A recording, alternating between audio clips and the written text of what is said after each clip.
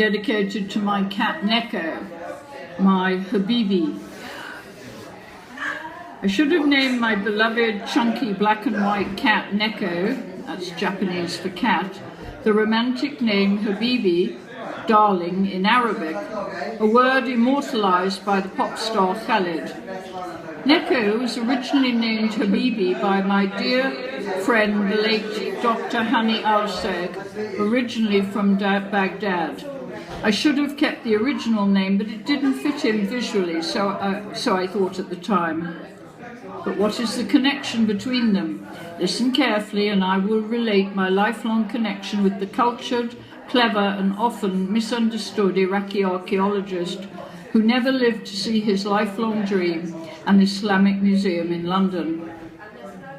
Hani was born with a golden spoon in his mouth and rose to become the curator of Roman antiquities at the Baghdad Museum when his father was assassinated by Saddam's henchmen, and so he had to flee from the Ba'athist party. He told me how he was driven in a jeep by armed guards to an archaeological site near the Syrian border and told to walk and keep on walking, so he did not know if he would be shot or not.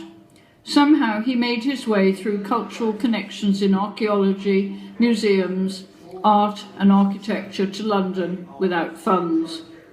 He arrived in 1972, but we met at a dinner party in the early 80s through the muralist Edmund Caswell and a love of cats and Middle Eastern cuisine. Hani cooked well and enjoyed giving salons in his Camberwell house adorned with busts from the bronze heads he cast for his wealthy Iraqi connections, who commissioned him to create bronze busts but never paid him. Hani was too frightened to ask for a deposit before beginning the project. One did not in Arablandia, at his level, discuss vulgar things like money. So he starved the poor man. He gave wonderful intercultural salons in his home without donations, and so everybody took advantage. Then he would complain and moan to me on the phone. And when Hani talked, he talked. A soliloquy, no less.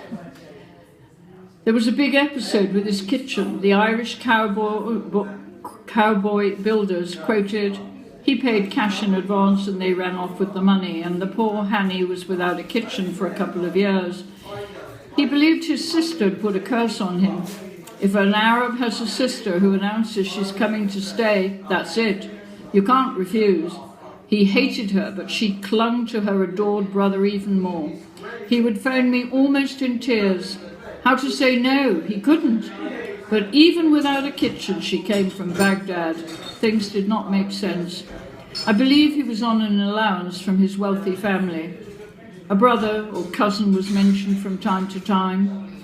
He loved having Jewish friends. "We're all brothers and sisters," he would say and laugh. He became friendly with my husband, and they shared a love of photography, and he was a welcome guest in our home, cooking wondrous concoctions for us to savour, bringing his own special secret spices. He never married, although he would show me photos of past blonde, very English girlfriends half his age. He was a revered lecturer of sculpture at Camberwell Art College. His little terraced house a stone's throw away from his work.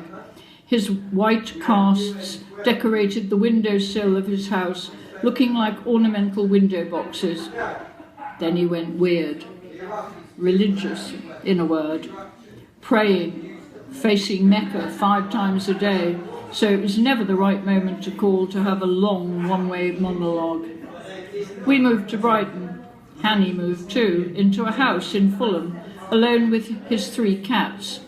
I think the house was given to him by someone important. He spoke of Lord someone and Sir someone else, very British names, and his plans and dreams for an Islamic foundation in London. One day I received an invitation to his intimate birthday party dinner, but in a local restaurant. Odd, because he loved to cook for close friends. He looked exhausted, and I fear he had cancer then. He wanted me there and said I could stay overnight.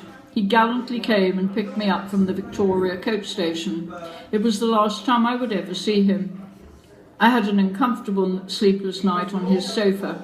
When I came down for breakfast the next morning, I saw 2 large ginger cats meowing in unison, and in contrast a striking black and white bruiser silently waiting for his breakfast.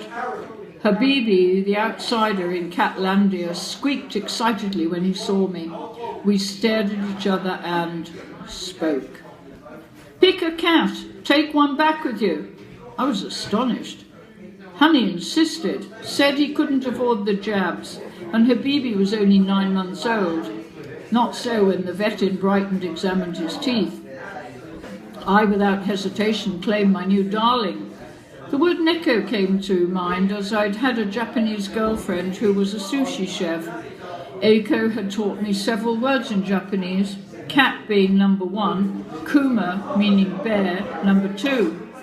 I was given a carry cot for Neko and thus had a new baby who squeaked all the way back to Brighton. Hanny sadly passed away, only at 61, in 2011 of cancer. A man highly regarded in art, restoration and archaeological circles.